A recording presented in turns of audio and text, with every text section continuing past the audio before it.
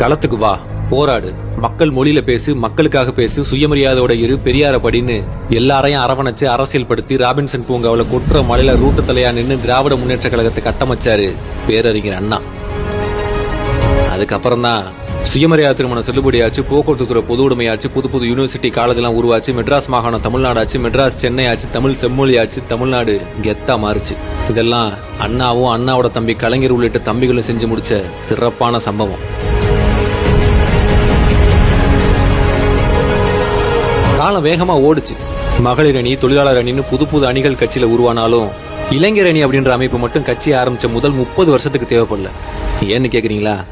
காரணம், கட்சி ஆரம்பிச்ச போது அண்ணாவுக்கே வயசு 45 தான். அப்ப கலைஞரும் பேராசிரியரும் 25-27 வயசு இளைஞர்கள்.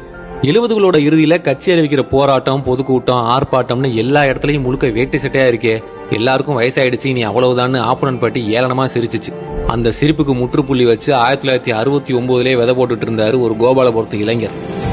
அந்த கோபாலபுர இளைஞர் தான் முத்துவேல் கருணாநிதி ஸ்டாலின் என்னும் நான்.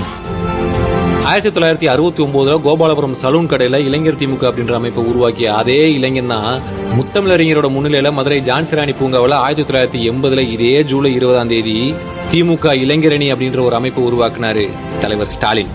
இளைஞரணி ஆரம்பிச்சதுக்கு அப்புறம் திமுக நடத்தின பேரணி எல்லாம் மாநாடா தான் இருந்தது.